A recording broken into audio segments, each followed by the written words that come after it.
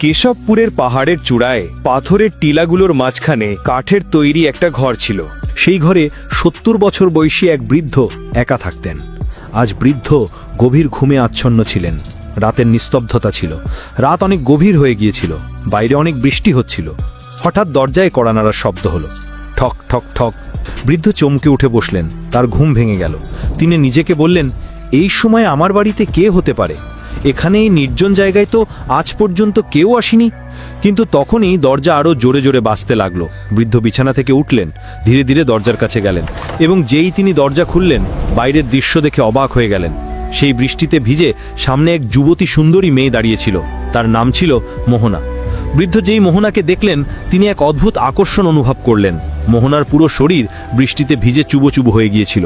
তিনি শুধু তার দিকে তাকিয়েই রইলেন, নিজের চোখ সরাতে পারলেন না। বৃদ্ধ জিজ্ঞেস করলেন, তুমি কে এবং এই মজরাতে বৃষ্টির মধ্যে এই নির্জন জায়গায় কি করছো? মোহনা উত্তর দিল, আমি হরিনাথপুর যাচ্ছিলাম, কিন্তু রাস্তা ভুলে গেছি। আমাকে নিজের ঘরে এক রাত থাকতে দিন, সকাল হতেই চলে যাব। মোহনাকে দেখে বৃদ্ধ যেন মোহাচ্ছন্ন হয়ে গেলেন। তিনি বললেন, ভেতরে এসো। মোহনা ঘরের ভেতরে এলো। এরপর বৃদ্ধ তাকে একটি কাপড় দিল, শরীর মুছে নিতে বলল এবং আরেকটি কাপড় পরার জন্য দিল। বৃদ্ধ তাকে একটা কোণ দেখিয়ে বললেন, এখানেই শুয়ে পড়ো। মোহনা শুয়ে পড়ল এবং ঘুমিয়ে পড়ল। কিছুক্ষণ পর বৃষ্টি থেমে গেল, কিন্তু রাতের শেষ প্রহরে তার মনে হলো কেউ তার কাছে দাঁড়িয়ে আছে। সে ধীরে ধীরে চোখ খুলল, দেখল বৃদ্ধ সেখানেই দাঁড়িয়ে আছেন। তিনি তাকে অদ্ভুত নজরে দেখছিলেন।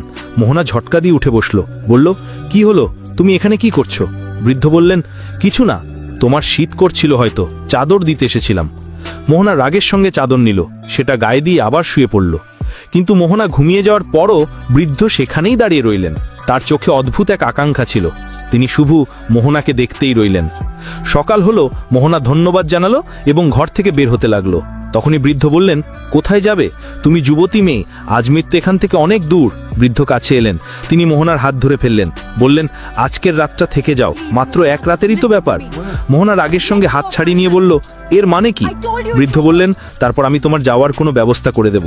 তার চোখে সেই একই অদ্ভুত চাউনি ছিল, যেন মনে মনে কোনো চাল চালছেন।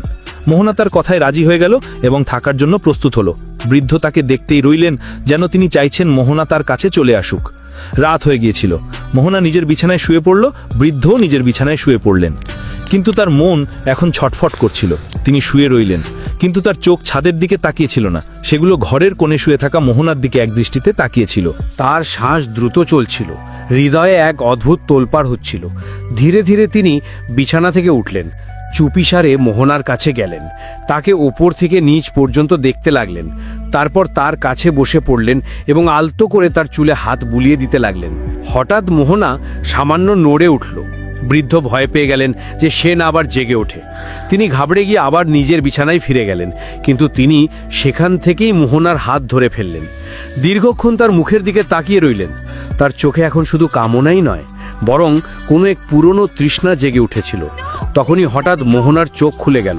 সে চিৎকার করে উঠল, কিন্তু বৃদ্ধ ঝট করে তার মুখ চেপে ধরলেন যাতে আওয়াজ বাইরে না যায়। তারপর তিনি ধড়ফড় করে নিজের বিছানায় ফিরে গেলেন, এমনভাবে শুয়ে পড়লেন যেন কিছুই হয়নি।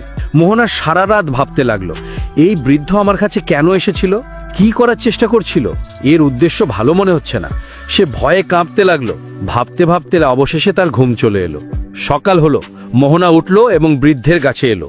সে জিজ্ঞেস করলো, কাফেলা এসেছে কি? এবার আমাকে অনুমতি দিন। বৃদ্ধ কিছুক্ষণ তার চোখের দিকে তাকিয়ে রইলেন, তারপর বললেন, কিন্তু কাফেলা তো এখনো আসেনি। মোহনা চমকে উঠল, বলল, কিন্তু আপনি তো বলেছিলেন যে কাফেলা আজ চলে আসবে। বৃদ্ধ ক্লান্ত স্বরে উত্তর দিলেন, হ্যাঁ, আসার কথা ছিল, হয়তো সন্ধে নাগাদ আসবে। মোহনা বলল, আমি আর থাকতে পারবো না। বৃদ্ধ শুধু মাথা নেড়ে চুপ করে রইলেন। এখন মোহনা বাড়ির উঠোনে বসেছিল, আর দূর থেকে বৃদ্ধ মোহনাকে সেই একই অদ্ভুত দৃষ্টিতে দেখছিলেন। মোহনা মনে মনে বলল, এর দৃষ্টি আমার ঠিক মনে হচ্ছে না। হ্যাঁ, আমাকে এখান থেকে দ্রুত বেরিয়ে যেতে হবে। আমি যুবতী মেয়ে, আর এর মনে না জানি কি চলছে। সে ভাবল, এ রাতে আমার কাছে এসেছিল, আমাকে স্পর্শ করার চেষ্টা করছিল। আজ কোনো অবস্থাতেই রাতে থাকা উচিত নয়। সন্ধে কাফেলা আসুক বা না আসুক, আমাকে চলে যেতে হবে। বৃদ্ধ এখনও তাকে দূর থেকে দেখছিলেন, ঠিক সেভাবে যেভাবে কোনো শিকারী তার শিকারকে দেখে। সন্ধে হয়ে গিয়েছিল। মোহনা তার কাছে আসতেই যাচ্ছিল, কিন্তু তার আগে বৃদ্ধ নিজেই তার কাছে চলে এলেন।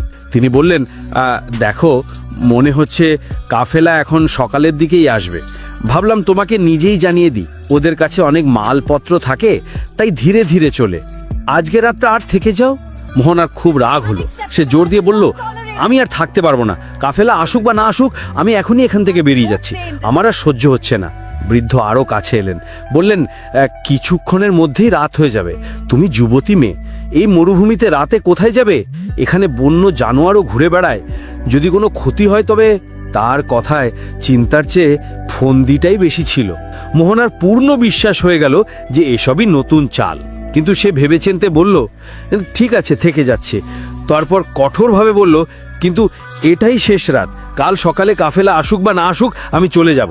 বৃদ্ধ হাসলেন এবং বললেন, ঠিক আছে, কিন্তু তার হাসিতে অন্য কিছুই লুকিয়েছিল। রাত হয়ে গিয়েছিল। মোহনা এখন পুরোপুরি সতর্ক ছিল। সে এক কোণায় শুয়ে রইল, কিন্তু তার চোখ খোলা ছিল। সে ভয় আর সন্দেহে ডুবে ছিল। নিচু স্বরে সে নিজেকে বলল, আশা করি আজকের রাতটা তাড়াতাড়ি কেটে যাবে। তারপর বলল, হ্যাঁ, শুধু চোখ বন্ধ করে এমনভাবে শুয়ে পড়ো যেন ঘুমিয়ে গেছো। বৃদ্ধ নিজের বিছানায় শুয়েছিলেন, কিন্তু তার এক চোখ খোলা ছিল। তিনি বারবার মোহনার দিকে তাকিয়ে দেখছিলেন, এটা জানার জন্য যে সে সত্যি ঘুমিয়ে গেছে কিনা। যখন তার মনে হলো যে মোহনা এখন একদমই নড়ছে না, তিনি চোখ বন্ধ করে নিলেন, কিন্তু তার মন এখনও উথল পাথল করছিল। কিছুক্ষণ পর যখন তার বিশ্বাস হলো যে মোহনা ঘুমিয়ে পড়েছে, তিনি ধীরে ধীরে উঠলেন এবং তার দিকে এগিয়ে গেলেন। অনেকক্ষণ পর্যন্ত তিনি চুপচাপ তার পাশে দাঁড়িয়ে রইলেন, যেন তার পরিস্থিতি আঁচ করার চেষ্টা করছেন। তারপর তিনি মোহনার পায়ের কাছে বসে পড়লেন, ধীরে ধীরে তার পায়ে হাত বুলিয়ে দিতে লাগলেন। তখনই মোহনার চোখ সামান্য খুলে গেল। বৃদ্ধ বুঝতে পারলেন এবং সঙ্গে সঙ্গে পিছিয়ে গেলেন। এবার তিনি তার কপালে হাত বোলানো শুরু করলেন। হঠাৎ মোহনা চোখ খুলে দিল। সে পাশ ফিরে শুলো এবং মুখ নিচু করে নিল। কিছু বলল না, কিন্তু তার শরীরের নড়াচড়া জানিয়ে দিচ্ছিল যে সে জেগে গেছে। বৃদ্ধ চুপচাপ উঠলেন, ফিরে গিয়ে নিজের বিছানায় শুয়ে পড়লেন। তার বুক ধড়ফড়ানিতে এক অদ্ভুত ঘাবড়ানি ছিল, কিন্তু চেহারায় কোনো অনুশোচনা ছিল না। সকাল হয়ে গিয়েছিল। মোহনা উঠল এবং সোজা বৃদ্ধের কাছে গেল।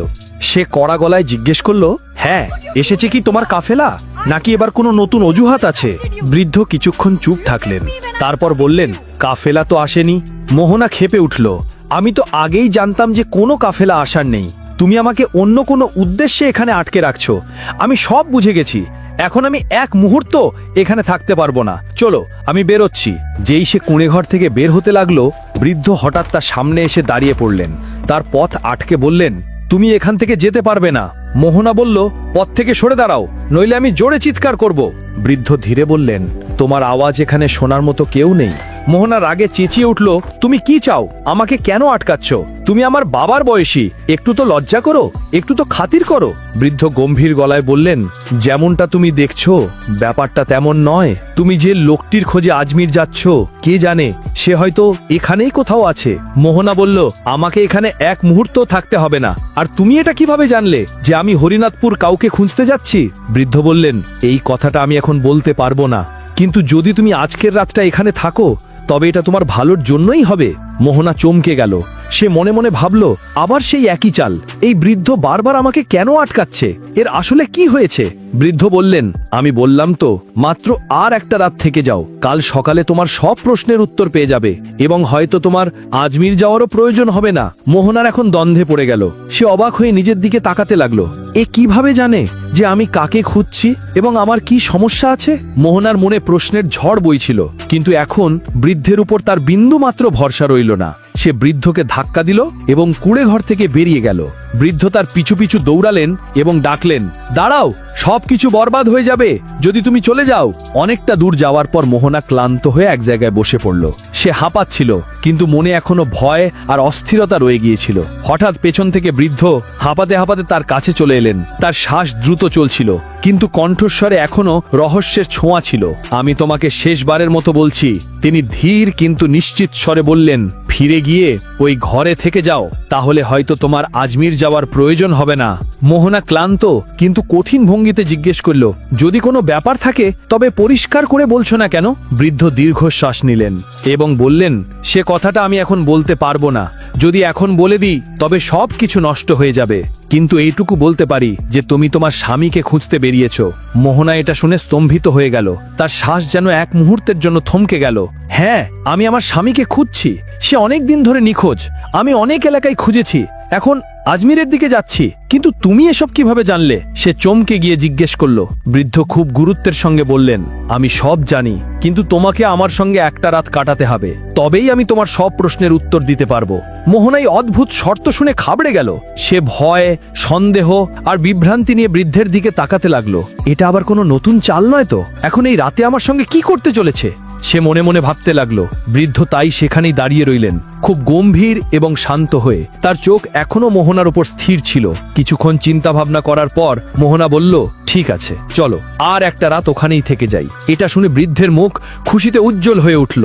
তার চোখে দ্যুতি ছিল, যেন কোনো গন্তব্য কাছে এসে গেছে। ঠিক আছে, তিনি বললেন। মোহনার বৃদ্ধ এবার বাড়ির দিকে রওনা হলেন। মোহনা আগে আগে হাঁকছিল, বৃদ্ধ তার পেছনে। তার হাঁটার গতিতে এখন আর তাড়াহুড়ো ছিল না, বরং স্থিরতা ছিল। কিন্তু দৃষ্টিতে সেই পুরনো চঞ্চলতা এখনো ছিল। তিনি মনে মনে ভাবছিলেন, আজকের রাত কত কষ্টে এসেছে, আর এই রাতকে আমি এমনি এমনি যেতে দেব না। রাত হয়ে গেল। মোহনা এখন খুব সতর্ক হয়ে গিয়েছিল। সে বিছানায় শুয়ে রইল, কিন্তু তার চোখ খোলা ছিল। সে জেগেছিল, নিচু স্বরে নিজের সঙ্গে কথা বলছিল এবং প্রতিটি শব্দে সতর্ক ছিল।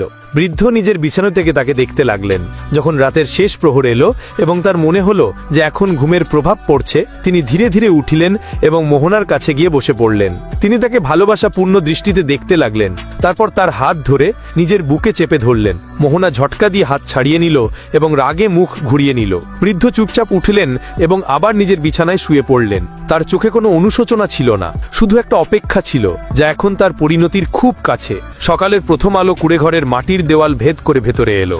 মোহনা আগে থেকেই জেগেছিল। তার চোখ মুখে ঘুম নয়, বরং অস্থিরতা আর ভয় পরিষ্কার দেখা যাচ্ছিল। এবার সে কিছু না বলে, বৃদ্ধকে কিছু জিজ্ঞেস না করে সেখান থেকে বেরিয়ে যাবার সিদ্ধান্ত নিল। যেই সে কুড়েঘর থেকে বেরোতে যাবে, তার নজর পড়ল এক কোনায় বসে থাকা এক ব্যক্তির ওপর। সেখানে এক যুবক বসেছিল, সুন্দর উজ্জ্বল চেহারা, পরিষ্কার পরিচ্ছন্ন পোশাক পরা, কিন্তু তার মুখ ছিল অন্যদিকে। মোহনা অবাক হয়ে গেল। সে তার কাছে গেল এবং জিজ্ঞেস করলো, তুমি কে? যুবক ধীরে ধীরে নিজের মুখ তার দিকে ফেরালো। মোহনা তাকে দেখে হতভম্ব হয়ে গেল, যেন তার পায়ের তলার মাটি সরে গেল। সে জোরে জোরে চিৎকার করতে লাগলো যে এই তো আমার স্বামী কুলদীপ। সে দৌড়ে গিয়ে কুলদীপকে জড়িয়ে ধরল। তার চোখ অশ্রুতে ভরে গেল। তার জন্য এই মুহূর্তটা কোনো জাদুর চেয়ে কম ছিল না। মোহনা বলল, তুমি এখানে কিভাবে এলে? আমি কি কোনো স্বপ্ন দেখছি? কুলদীপ তাকে বুকে জড়িয়ে ধরে রেখে ধীরে ধীরে বলল, না, এটা স্বপ্ন নয়, সত্যি আমি ফিরে এসেছি। মোহনার আনন্দের কোনো সীমা ছিল না। বছরের পর বছর ধরে যাকে সে খুঁজছিল, আজ সেই তার সামনে। কিন্তু তুমি কোথায় ছিলে? মোহনা জিজ্ঞেস করলো। আর তুমি এই বৃদ্ধের ঘরে কিভাবে পৌঁছালে? ওই লোকটা তো আমার একদমই ভালো লাগেনি। তুমি কি তাকে চেনো? কুলদীপ তার চোখের দিকে তাকালো। এখন তার চোখে রহস্য নয়, স্বস্তি ছিল। সে বলল, আগে বৃদ্ধকে ডেকে আনো, দেখো সে কোথায়। মোহনা কুড়ে ঘরের প্রতিটি কোনায় খুঁজলো, কিন্তু বৃদ্ধ কোথাও ছিলেন না। সে ফিরে এসে বলল, সে তো কোথাও নেই, মনে হচ্ছে যেন গায়েব হয়ে গেছে। কোথায় গেল সে? কুলদীপ দীর্ঘশ্বাস নিল এবং বলল, সে কোথায় গেল এটা তো এখন তুমি নিজেই বুঝতে পারবে, কিন্তু তার আগে তুমি কি জানতে চাইবে না যে আমি এত বছর কোথায় ছিলাম? সে থেমে জিজ্ঞেস করলো। মোহনা এক নিঃশ্বাসে বলল, হ্যাঁ বলো, কোথায় ছিলে? এখন গল্পের সবচেয়ে বড় রহস্য সামনে আসতে চলেছিল। কুলদীপ বলতে শুরু করলো, একদিন আমি বাড়ি থেকে বেরিয়ে বাজারের দিকে যাচ্ছিলাম। পথে আমি এক বৃদ্ধ এবং এক অপরূপ সুন্দরী মেয়েকে দেখতে পেলাম। বৃদ্ধকে একজন সাধুর মতো লাগছিল, আর মেয়েটি খুব যুবতী ও আকর্ষণীয় ছিল। আমি তাদের সঙ্গে মস্করা করলাম। ওই মেয়েটিকে বললাম, তুমি এই বুড়োকে বিয়ে করলে কেন? তোমার তো কোনো যুবকের সঙ্গে থাকা উচিত। কিন্তু ওই মেয়েটি হয়তো কোনো জাদু জানতো, তার মধ্যে কোনো রহস্যময়ী ক্ষমতা ছিল। সে আমার দিকে তাকালো, কিছু পড়লো এবং আমার উপর ফু দিল। এক মুহূর্তে আমি ওই বৃদ্ধের মতো হয়ে গেলাম। তার চেহারা আমার হয়ে গেল। তারপর সে বলল, এটাই তোর শাস্তি, এখন তুই সারা জীবন এই অবস্থায় থাকবি। মোহনা এখন পাথর হয়ে যাওয়া চোখে শুনছিল। তার শ্বাস থেমে গেছিল, কিন্তু কুলদীপ বলে চলল, সে একটা আশাও দিয়েছিল। বলেছিল, যদি তোর আপনজন, যাকে তুই ভালোবাসিস, তোকে খুঁজতে খুঁজতে এই নির্জন জায়গায় পৌঁছায় এবং তোর সঙ্গে সময় কাটায়, তোর আসল পরিচয় না জেনেই, তবেই তুই তোর আসল চেহারাই ফিরে পেতে পারবি। আর হ্যাঁ, আরও একটা শর্ত ছিল, তুই নিজে নিজের পরিচয় দিতে পারবি না। মোহনা থরথর করে কাঁপছিল। সে কাঁপা কাঁপা গলায় জিজ্ঞেস করলো, তাহলে কি তুমিই সেই বৃদ্ধ ছিলে? কুলদীপ মাথা নেড়ে বলল, হ্যাঁ, আমি সেই বৃদ্ধ ছিলাম। কুলদীপের কথা শোনা মাত্র মোহনা যেন জমে গেল, তার চোখে জল ভরে এলো। কিন্তু এই চোখের জলে এখন অনুশোচনা ছিল, লজ্জাবোধ ছিল। সে দৌড়ে গিয়ে আবার তাকে জড়িয়ে ধরল, বলল, আমাকে মাফ করে দাও, আমি তোমাকে চিনতেই পারিনি। কুলদীপ তার মাথায় হাত বুলিয়ে বলল, এতে তোমার কোনো দোষ নেই, তুমি তো জানতেই না যে আমি তোমার স্বামী। তোমার মন খাঁটি ছিল, উদ্দেশ্য পবিত্র ছিল, আর সেই সত্যই আমার অভিশাপ ভেঙে দিয়েছে। এখন দুজনে আবার এক নতুন জীবন শুরু করলো, কিন্তু এবার তাদের মধ্যে না কোনো রহস্য ছিল, না কোনো দূরত্ব ছিল। এখন শুধু বিশ্বাস ছিল, বিশ্বস্ততা ছিল, এবং এমন এক সম্পর্ক ছিল যা শাস্তির মধ্য দিয়ে গিয়েও আরও মজবুত হয়ে গেছিল। ভালোবাসা যদি সত্যি হয় তাহলে তা সব পরীক্ষা, সব সময় এবং সব দূরত্ব পার করে ফিরে আসে। যদি ভালোবাসায় প্রতারণা আসে তাহলে তা শাস্তি হয়ে যায়, কিন্তু ধৈর্য, বিশ্বস্ততা এবং আন্তরিকতার সঙ্গে সেই ভালোবাসা একদিন পুরস্কার হয়ে ওঠে। মানুষের বাইরের চেহারা যাই হোক না কেন, আসল পরিচয় তার মনের সত্যতা ও উদ্দেশ্যের পবিত্রতা দিয়ে হয়। তো বন্ধুরা, ভিডিওটি ভালো লাগলে একটি লাইক দিয়ে চ্যানেলটি সাবস্ক্রাইব করতে ভুলবেন না। আপনারা কে কোন জায়গা থেকে ভিডিও দেখছেন কমেন্টে জানানোর অনুরোধ রইল। আজকের মতো এখানেই বিদায়। শেষ পর্যন্ত আমাদের সাথে থাকার জন্য অসংখ্য ধন্যবাদ।